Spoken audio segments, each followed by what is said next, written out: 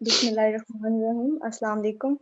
I am Hira Akbar and here are my team members. Our team name is Team Extreme. Hira Akbar, Talha was Hassan Abdullah, Iram Shahid and Sadia Rani.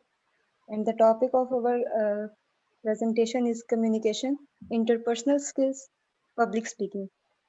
And now I will discuss about communication. What is communication? Communication is an act of sending and receiving information in different ways, such as speaking, by writing or using another media. Communication को हम काफ़ी time से discuss कर रहे होते हैं।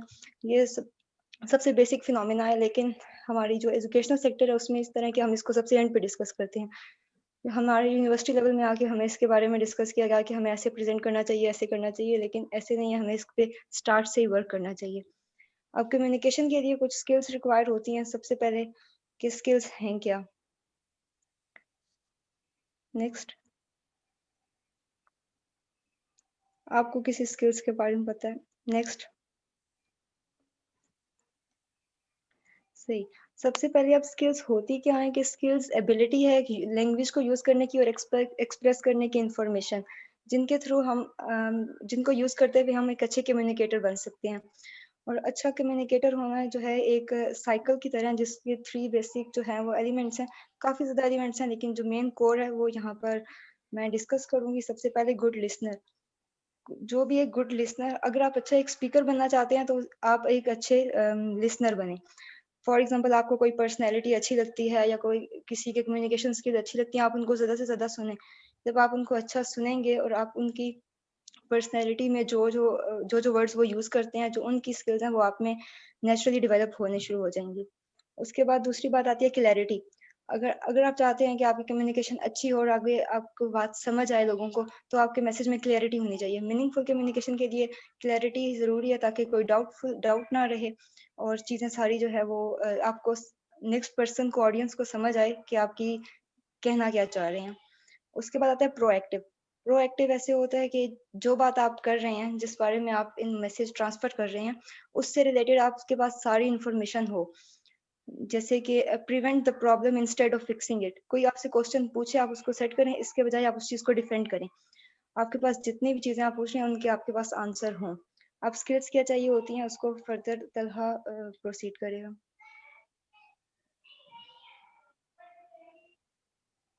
तलहा जी, अच्छा, मैं इसी चीज़ को कंटिन्यू करूंगा और इसमें सबसे पहली चीज़ आती है कि how to improve communication skills. तो communication word drive from commune. So जो कम्युनिकेशन वर्ड है वो कम्यून से ड्राइव हुआ है। तो anyone know about what is the meaning of commune? बोलना, बातचीत करना। जी बिल्कुल, इसी तरह की सिमिलैरिटी है। इसका मीन है यानी कि टू शेयर समथिंग। जब भी हम किसी के साथ कम्युनिकेट करते हैं तो हम उसे कुछ शेयर करते हैं। Not to order, not to convince, like share करना। तो अगर हम देखें जो लिसन वर्ड है उसको हम अगर अल्फाबेटिकली रीअरेंज कर दें तो हो जाता है साइलेंट। यानी कि अगर आपके पास जो अगर सुनने की सलाहियत है ना, तो आपकी कम्युनिकेशन स्किल्स बेटर हो सकते हैं, इम्प्रूव हो सकते हैं। फॉर एग्जाम्पल, मैं आपको एग्जाम्पल देता हूँ। अगर हम डॉक्टर के पास जाते हैं, ठीक है, या कोई भी पेशेंट डॉक्टर के पास जाता है, तो वो सबसे पहले उसको अपनी हिस्ट्री शेयर करता है और डॉक्टर उसे सुनता है, साइलेंटली खामोशी से सुनता है और समझता है। ठीक है, जब वो ए टू जी अपना सब कुछ बता देता है, कभी मेरे सर में दर्द है, पेट में दर्द है, उसको सुनने के बाद फिर डॉक्टर उसे कम्युनिकेट करता है, उसको रिकमेंडेशन देता है, ट्रीटमेंट देता है। तो सबसे बेहतर जो चीज़ है ना कम्युनिकेशन में, तो वो लिसनिंग आपकी ज़रूरी है, क्योंकि listen is the key to improve communication and it develop your listening skill. Okay. और जो कम्युनिकेशन स्किल है वो किंग स्किल होता है। अगर मैं एजुकेशन सेक्टर्स की बात करूं, इंस्टीट्यूशन की बात करूं, तो जो आजकल की दुनिया है वो जो है वो कम्युनिकेशन स्किल्स बेस पे यानी कि बहुत ही पहले पे कन्वर्ट हो चुकी है, लेकिन हमारे यहाँ पे ऐसा कुछ भी नहीं है। अगर आप देखें जो आजकल के ट्रेनिंग सेशंस हैं वो हैंडीकैप बंदे भी दे रहे हैं। किसके थ्रू? मल्टीमीडिया के थ्रू। वो स्लाइड्स चला देते हैं, व्हील चेयर पे बैठ के कह देते हैं कि जी ये मोस्ट इम्पोर्टेंट स्लाइड है, इसे नोट कर लें, ये मोस्ट इम्पोर्टेंट है। क्यों? ऐसा क्यों है? क्योंकि उनके पास कम्युनिकेशन स्किल्स ही नहीं है। वो किस तरह से कम्युन करना है उन्हें पता ही नहीं है अपनी ऑडियंस के साथ, क्योंकि उनके पास कोई एक्सपीरियंस नहीं है, कोई कॉन्सेप्ट नहीं है इन देयर माइंड्स। तो रिजल्ट क्या होगा, जो एक पीड़ा बंदा है यानी कि सख्त रटा रटाया बंदा, वो ही रटे रटाए बंदे प्रोड्यूस कर रहा होगा, बना रहा होगा दूसरे इंस्टीट्यूशन में भी. So those skill which we need, our education system not providing to us. तो जो हमें स्किल्स चाहिए वो हमें तो मिल ही नहीं रहे, क्योंकि दुनिया, मैंने आपको पहले बताया, स्किल बेस पे कन्वर्ट हो चुकी है. और एजुकेशन जो सिस्टम है वो स्किल बेस्ड थिंग है. अगर आप देखें जो भी डेवलप्ड कंट्रीज हैं, like Australia, Canada, Europe countries जितने भी हैं, उसमें यह है कि जो पढ़ने वाले हैं उनके स्किल्स को एनहेंस कर दिया गया. और आप हमारे वाले जो पीएचडी देख लें, एमफिल वाले देख लें, स्कॉलर्स देख लें बड़े, वो गूंगे हैं. उन्हें कुछ पता ही नहीं किस तरह से कम्युनिकेट करना है. लेकिन जो लास्ट ईयर की रिसर्च बताती है वो ये बताती है कि हमारे जो पाकिस्तान की जो रिसर्च है, थीसिस है और आर्टिकल पब्लिकेशंस है, वो बहुत अच्छी है, उस पर बहुत अच्छा काम हुआ है. लेकिन क्या मसला क्या, उनको प्रोफेशंस में कम्युनिकेट ही नहीं करना आता कि वो जिस प्रोफेशन में वो किस तरह से कम्युनिकेट करना है. Next slide please. तो यहाँ पे चीज आती है कम्युनिकेशन टाइप्स की. तो इसमें दो तरह की यानी कि कम्युनिकेशन आ जाती हैं. एक आती है वर्बल जो 7% है, नॉन वर्बल 93%. वर्बल में हमारे पास ये होता है कि जस्ट लाइक खुतबा, यानी कि खुतबा जो देते हैं, जो हमें मिलता है खुतबा यूनिवर्सिटीज में, इंस्टीट्यूट में, वो एक खुतबा होता है. जो 93% है वो कोई जानते ही नहीं है कि क्या चीजें हैं. ठीक है. उसमें यानी कि जो स्किल्स होते हैं, असल में वो स्किल्स होते हैं 93% जो नॉन वर्बल होते हैं. उसमें हमारी जो सारी चीजें होती हैं, जो हमें चाहिए होता है कि किस तरह से हमने अपनी कम्युनिकेशन को इम्प्रूव करना है, स्किल्स को इम्प्रूव करना है, वो सारी चीजें होती हैं. आई कांटेक्ट होता है आपका, कॉन्फिडेंस लेवल होता है, बॉडी लैंग्वेज आती है उसमें, वॉइस टोन आती है आपकी, बीइंग प्रोएक्टिव होना पड़ता है. कि इन सारी चीजों का जो कम्बिनेशन होता है फिर वो वर्बल के साथ मिलता है, तब जाके जो आपके स्किल्स हैं वो इम्प्रूव होते हैं, कम्युनिकेशन स्किल्स. तो हमारे जो यहाँ पे टीचर्स हैं वो जी कहते हैं भाई मैंने तो पढ़ाया है, मैंने तो समझाया, पर बच्चों के दिमाग में बात ही नहीं उतरी. भाई क्यों नहीं उतरी? क्योंकि आप 93% जो नॉन वर्बल स्किल्स हैं वो आप तो दे ही नहीं रहे. आप आते हैं, स्लाइड्स लगाई, रटा रटाया, ट्रांसलेट किया, चलो जी हो गया जी. इस तरह से कुछ भी नहीं होगा. अच्छा, एक क्वेश्चन है, मैं आपसे पूछूंगा कि अगर हमें कोई काम नहीं आता है या हमें कुछ चीज समझ नहीं आती तो हमें क्या आता है? गुस्सा. बिल्कुल ठीक. क्योंकि गुस्सा क्यों आता है भाई? जाहिर सी बात है, गुस्सा इसलिए आता है क्योंकि हमारे पास कम्युनिकेशन स्किल्स ही नहीं है. कम्युनिकेशन स्किल्स को कहते हैं इबलाग की ताकत. ठीक है, जिसके पास भी कम्युनिकेशन स्किल्स होते हैं तो उसके, वो जो होता है वो हम्बल पर्सनैलिटी होता है, वो गुस्सा नहीं करता है, वो पोलाइट होता है. और हमारे यहाँ पे ये भी कहा जाता है कि भाई इंग्लिश जो है ना वो कम्युनिकेशन स्किल है. जिसकी इंग्लिश अच्छी है ना, कहते हैं ना, उसने 3-4 इंग्लिश वर्ड्स आके हमारे सामने बोल दिए, हम कहते हैं क्या यार, कितने कम्युनिकेशन स्किल्स के अच्छे हैं, स्ट्रॉन्ग है. लेकिन ऐसा कुछ भी नहीं है. English is not communication skill. Most of people thought if we can speak English we have good communication skills. Sorry, it is not. ऐसा बिल्कुल भी नहीं है. इंग्लिश, हाँ जाहिर सी बात है, यानी कि आपकी कम्युनिकेशन स्किल्स में यानी कि मैटर करती है अगर आप यानी कि बोल सकते हैं, क्योंकि लेकिन ये स्किल नहीं है आपका लैंग्वेज. क्योंकि इंग्लिश जो है वो एक लैंग्वेज है, कम्युनिकेशन एक अलग यानी कि स्किल है, वो हुनर है, आपकी कला है. और जो इंग्लिश है वो आपकी लैंग्वेज है. तो ये दोनों डिफरेंट चीज है. अगर आपने कम्युनिकेशन स्किल्स अपने इंप्रूव करने हैं तो आप देखें आप में किस चीज की कमी है. कम्युनिकेशन स्किल्स की, जो मैंने आपको बता दी है. Eye contact, body language, confidence, motivation होना चाहिए आपके अंदर, वॉइस टोन अच्छी होनी चाहिए आपके अंदर, और बीइंग प्रोएक्टिव होना चाहिए कि आप किस तरह से अपने स्किल्स को पॉलिश कर सकते हैं और उनको यानी कि परफॉर्म कर सकते हैं अपनी ऑडियंस में, यानी कि किस तरह आप ग्रैब करते हैं अपनी ऑडियंस को. सो यहाँ पे एक कोटेशन है, अब मुझे एग्जैक्ट नहीं पता वो किसकी कोटेशन है, वो मैं आपके साथ शेयर करता हूँ. Communication work for those who work at it. मैं रिपीट करता हूँ again. Communication work for those who work at it. So if you will work at communication, so you will get better. Thank you. Next जो है वो हसन मेरे ख्याल से हैं, वो आपको बताएंगे. अस्सलाम वालेकुम. नेक्स्ट स्लाइड कर दो.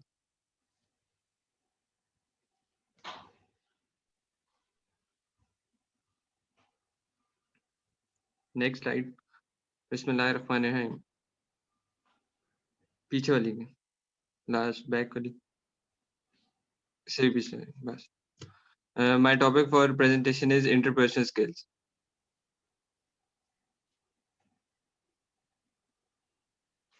Interpersonal skills.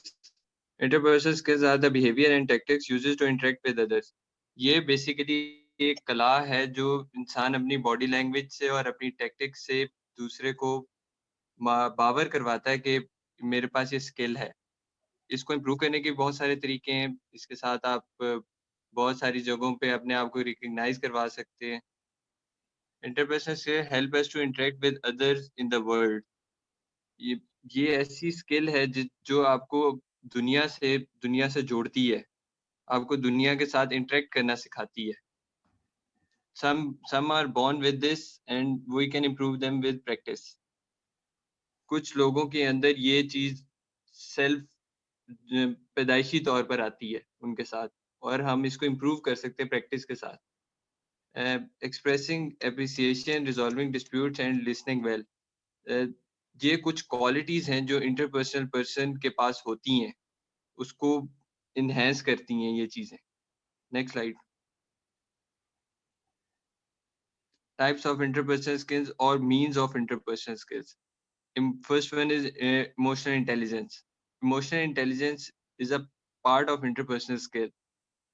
ये आपकी बॉडी लैंग्वेज के थ्रू भी दिखाई जा सकती है। ये आपकी जो आपकी लैंग्वेज के नोड्स हैं, अपर्स एंड डाउन्स हैं, उससे भी बताई जा सकती है। आपके इमोशन से आप जो किसी बंदे से इंटरेक्ट करते हैं, ये उसमें भी दिखाती है। सेकंड वजह इज कम्युनिकेशन। ये कम्युनिकेशन सबसे पहली चीज है जो आपको किसी के साथ बात करना, ये इंटरेक्ट करना सिखाती है, या आपको इंटरपर्सनल स्किल्स जो आपके अंदर हैं उनको एक फ्रंट पेज पे शो करना सिखाती है। Third one is leadership. Interpersonal person जिस बंदे के पास इंटरपर्सनल स्किल है, वो हमेशा एक लीडर होगा। उसको अपनी चीज को फ्रंट पेज पर शो करना आता होगा, उसको अपनी टीम के साथ काम करना आता होगा। negotiation and empathy. Negotiation and empathy उस बंदे के पास ये स्किल होगी या कला होगी जो कि वो किसी बंदे के साथ निगोशिएट कर सकता है, किसी के साथ अपनी बात शेयर कर सकता है और अपनी बात मनवा सकता है। Team work and feedback. एक पर्सन जो इंटरपर्सनल स्किल्स जिसके पास हैं, वो उसको पता है कि मैंने टीम वर्क कैसे करना है, और वो उसका फीडबैक लेते हुए घबराता नहीं है। वो फीडबैक लेता है और उस पर वर्क करता है। Next slide. Improving interpersonal skills. एक आम बंदा जो इस स्किल के साथ बॉर्न नहीं है, वो इसको कैसे इम्प्रूव कर सकता है या इसको कैसे डेवलप कर सकता है। Exercising self awareness. वो अपनी जो सेल्फ अवेयरनेस है, जो अपना नॉलेज है, जो किसी को जांचने का तरीका है, उसका जो एक बैलेंस है, उसको बनाना आता होता है। A good non verbal communicator. वो अपनी बॉडी लैंग्वेज से, अपने एक्सप्रेशन से, अपने इमोशन से एक चीज को कम्युनिकेट करता है, एक चीज को दिखाता है। Respectful to others. वो हमेशा दूसरे पर्सन की रिस्पेक्ट करेगा, इधर के वो कोई भी है। Showing empathy and understanding. वो हमेशा अपने टीम वर्कर्स के साथ, अपने स्टाफ के साथ हमेशा एम्पैथी से काम करेगा, उनकी मजबूरियां समझेगा, उनके साथ कम्युनिकेट करेगा। A clear communicator. वो कभी भी कोई ऐसी कोटेशंस या ऐसी कोट्स यूज नहीं करेगा जो उसके सबऑर्डिनेट्स या उसका स्टाफ समझ ना सके। Engaging in active listening. जैसे पहले तलहा ने बताया कि वो बंदा हमेशा जो बंदा अच्छा बोल सकता है, वो उसको अच्छा लिसनर होना भी जरूरी है। हमेशा वो बंदा एक्टिव लिसनिंग के साथ चलेगा। Restrictive of feedback. वो हमेशा अपने जो फीडबैक लेगा उस पर वर्क करेगा और उससे अपने आप को डेवलप करेगा, उससे अपने आप को इनहेंस करेगा। Thank you so much. My topic is public speaking. Public speaking, आप लोग मुझे बता सकते हैं कोई एक बंदा के what is public speaking? Public में अपने आइडियाज, अपने व्यूज को शेयर करना। एग्जैक्टली अब अपने आइडियाज और व्यूज को शेयर करने के लिए डिफरेंट हमारे पास तरीके होते हैं। जैसे कि मैं आपको बताती हूँ पब्लिक स्पीकिंग होता क्या है। What you want your audience to understand within the limited time and resources given to you. जितना टाइम आपको दिया गया है या जितने रिसोर्सेज आपको प्रोवाइड किए गए हैं उसके अंदर अपनी ऑडियंस को कैसे ग्रैब करना है। अपनी जो बात आपने बतानी है, पब्लिक स्पीकिंग का मतलब ही होता है कि आप एक पब्लिक एरिया में अपने काफ़ी सारी ऑडियंस के सामने आप कम्युनिकेट कर रहे होते हो और पब्लिक स्पीकिंग जब आप कर रहे होते हो तो आपको काफ़ी चीज़ों का ख्याल रखना पड़ता है। जैसे कि आप लोगों को अपनी ऑडियंस को अपनी तरफ मतवज्जा करना पड़ता है। आपके अपने जो कम्युनिकेशन स्किल्स हैं वो इतने स्ट्रॉन्ग होने चाहिए कि पब्लिक आपकी बात को सुने और उस पर गौर भी करे। ठीक है, इसके बाद आ जाते हैं 3 पीस ऑफ पब्लिक स्पीकिंग। इसमें आपका यही है कि प्रैक्टिस, प्रैक्टिस एंड प्रैक्टिस। आपने एक कोई बात सुनी होगी, practice make man perfect, man and woman perfect. तो आपको अगर आपने पब्लिक में जाके आपने कोई भी बात करनी है तो उसके सबसे पहले आपके पास नॉलेज होना चाहिए, इन्फॉर्मेशन होनी चाहिए। डेफिनेटली आप पब्लिक के सामने बात करने जा रहे हो तो आपके अंदर अगर आपके पास नॉलेज होगा जो जिस भी टॉपिक पे आप प्रेजेंट करने लगे हो या ट्रेनिंग देने लगे हो या whatever you are going to do, तो आपको उसको प्रेजेंट करने के लिए डेफिनेटली उसके लिए बार-बार प्रैक्टिस करनी पड़ेगी। जितनी आप अच्छी तरह से प्रिपेयर होंगे अपने टॉपिक के बारे में, अपनी जो आपने प्रेज़ेंट करना है या जो बात आप अपनी ऑडियंस को बताना चाहते हैं, समझाना चाहते हैं या आप ये चाहते हैं कि वो आपकी बात ध्यान से सुनें और उस पे गौर-व-फ़िक्र करें, तो आपको बार-बार प्रैक्टिस करनी होगी उस चीज़ की। और कुछ चीज़ें होती हैं कि जो आपको पब्लिक स्पीकिंग में मस्ट करनी होती हैं, ताकि आपकी जो ऑडियंस है वो आपकी तरफ मतवज्जा रह सकें। Smile and have fun, positive impression. आपका इंप्रेशन बिल्कुल पॉजिटिव होना चाहिए। ऐसे नहीं कि आप डरे-डरे लग रहे हो, सहमे हुए हो।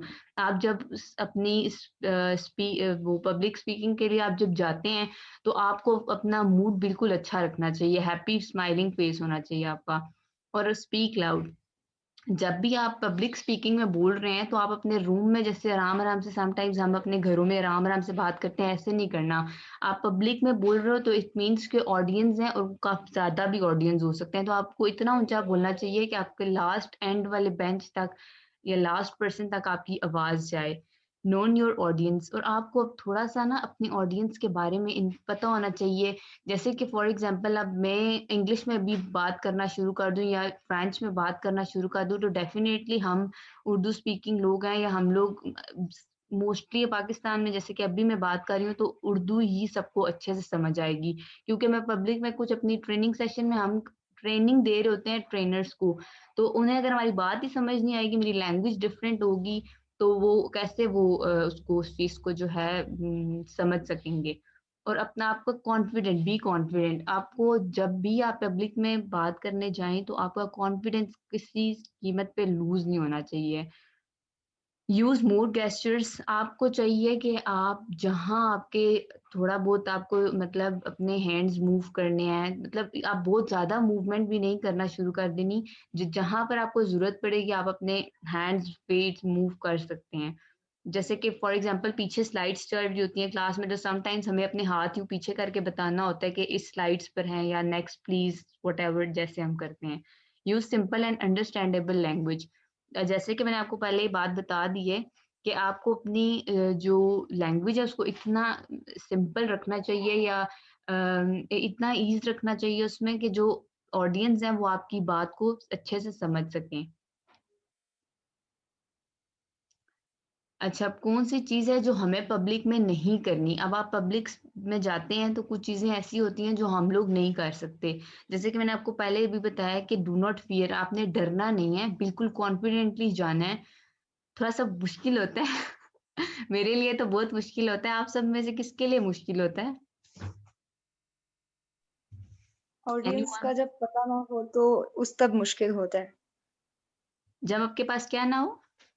ऑडियंस का पता ना हो तब। एग्ज़ैक्टली। या तो फिर आपके पास आई थिंक थोड़ी-सी इन्फॉर्मेशन आपके पास कम हो या आपको कोई चीज़ आप भूल जाएँ, आपको लगे कि आप भूल जाएँगे, तो इस चीज़ का भी आपको थोड़ा-सा फ़ियर होता है जाते हुए। एंड इन्फॉर्मेशन लैग करते हैं। एग्ज़ैक्टली इन्फॉर्मेशन ना हो आपके पास तो।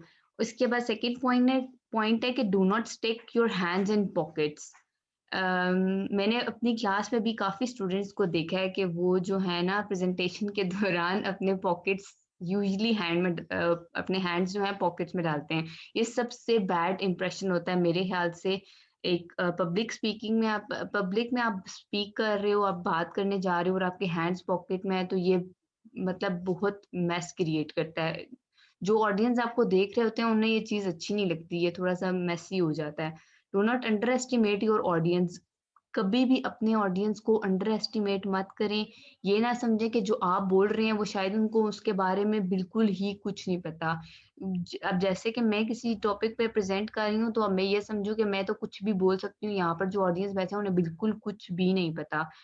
5 टू 10% तो किसी ना किसी को तो उस बात का पता होगा, कोई भी मुझसे उठ के इस बारे में क्वेश्चन कर सकता है।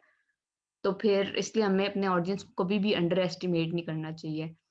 Avoid repetition of words. अपने वर्ड्स को कोशिश करें कि बार-बार रिपीट ऑफ वर्ड्स ना हो। अवॉइड एग्रेसिव एक्सप्रेशंस, यानी कि आप अपने डरे-डरे, सहमे हुए और जैसे कि आप कुछ लोगों की आप टाँगें काँप रही होती हैं, वो जाते हुए या प्रेज़ेंट करते हुए, या हमारी क्लास में भी आपको एक लड़की का पता हो तो वो बहुत ज़्यादा डर जाती है। हालाँकि उसको प्रेज़ेंटेशन माशाल्लाह से बहुत अच्छी आती है, वो प्रेज़ेंट कर लेती है, बट वो बहुत ज़्यादा डर जाती है। और अगर आपको प्रेज़ेंटेशन फॉर एग्ज़ाम्पल नहीं आ रहा, तो अपने एग्रेसिव गुस्सा बिल्कुल भी नहीं करना कि अब आप अपनी प्रेज़ेंटेशन को या फिर कंटिन्यू रखें या फिर उसको लीव कर दें। I think it's better option के बजाय इसके कि आप गुस्सा करें टीचर्स पे या किसी और पे। Do not point fingers.